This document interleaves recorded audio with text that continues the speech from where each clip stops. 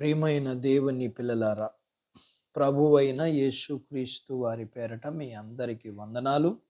ప్రభువు పేరట మీ అందరికీ శుభములు, దీవెనలు కలుగునుగాక. ఈ ఉదయకాలం పరిశుద్ధ గ్రంథము నుండి దేవుని వాక్యాన్ని చదువుకుందాం. కీర్తనల గ్రంథము 126వ కీర్తన 5వ వచనాన్ని చదువుకుందాం. కన్నీళ్లు విడుచుచు విత్తువారు సంతోష గానముతో పంట కోసెదరు. దేవుడు తన మాటలు మనందరి కొరకు దీవించునుగాక.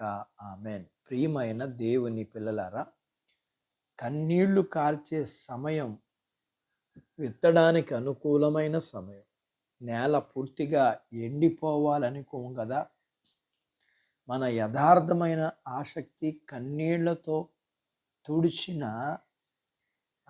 తడిచిన విత్తనాలు త్వరగా పైకొస్తాయి. కన్నీళ్లలో ఉన్న ఉప్పు మంచి విత్తనాలకు సువాసన ఇవ్వడమే కాకుండా ఆ విత్తనాలకు చెదపట్టకుండా కాపాడతాయి. యథార్థతతో సత్యాన్ని బోధిస్తే అందులో రెండింతల జీవం ఉంటుంది.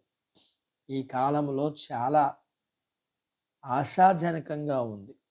కాబట్టి మనం దుఃఖిస్తూ ఏడుస్తున్న పరిస్థితుల్లో ఉన్నామని విత్తే పనిని ఆపకుండా దానికి రెట్టింపు ఉత్సాహంతో చేయాలి. పరలోకపు విత్తనాలకు విత్తే సమయంలో నవ్వులు అనుకూలంగావు. లోతైన దుఃఖం, ఇతర ఆత్మల రక్షణ కొరకైన బాధ్యత దీనికి చాలా అవసరం. దీనితో పాటు ఆత్మీయమైన సువార్త బోధ ఉండాలే తప్ప ఇతర చిల్లర మల్లర సరదా కార్యక్రమాలు అనవసరం. ఆడుతూ పాడుతూ యుద్ధానికి వెళ్ళేవారు యుద్ధములో గాయాలు పాలవుతారు, ఇంకా ఓడిపోతారు కూడా. అలాగే యుద్ధము నుండి పారిపోతారు. ఇలాంటి సంఘటనల కూర్చి మనం వినే ఉంటాం.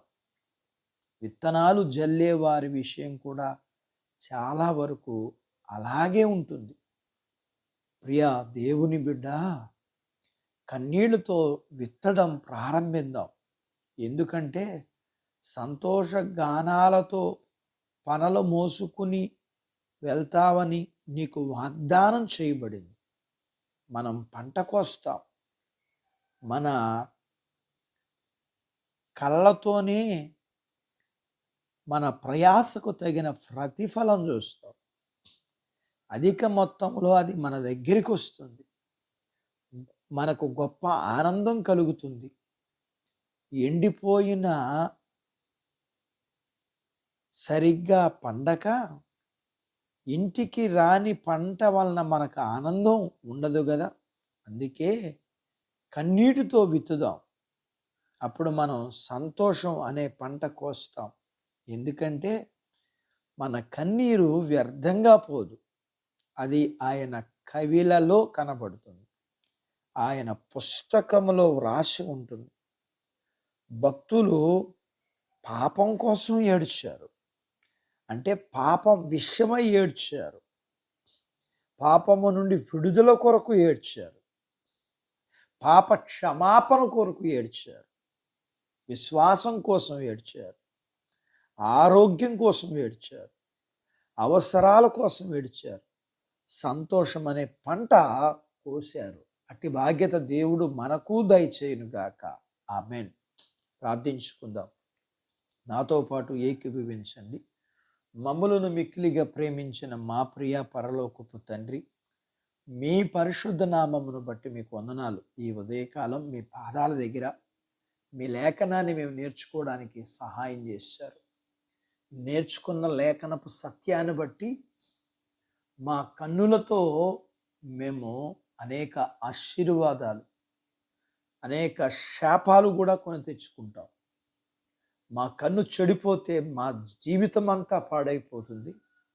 అదే మా కన్ను గనక కన్నీరు కార్చే కన్ను అయితే మా జీవితంలో అనేకమైన ఆశీర్వాదాలకు కారణమవుతుంది. మా కన్నులు నాశనానికి నడిపించే వాటిగా కాక మా కన్నులు ఆశీర్వాదానికి నడిపించేవిగా ఉండగలగటానికి సహాయం చేయండి. ప్రియుడా మీకు వందనాలు. ఉదయకాలం వాక్యం విని నాతో పాటు ఏకీభవిస్తున్న మీ పిల్లల్ని జ్ఞాపకం చేసుకోనండి. మీ పిల్లల్ని మీరు దీవించండి. చిన్న బిడ్డలను, యవనస్తులను, వృద్ధులను, స్త్రీలను, పురుషులను దీవించండి. వారి చదువులు, ఆరోగ్యాలు, వారి యొక్క ఉద్యోగ ప్రయత్నాలు, అలాగే ప్రియుడా మీకు వందనాలు చెల్లిస్తున్నాం. విజయాన్ని ఇవ్వండి, ఉద్యోగాలలో ప్రమోషన్స్ ఇవ్వండి, చేతి పనులు, వ్యాపారాలు, పొలాలు, పశువులు దీవించండి.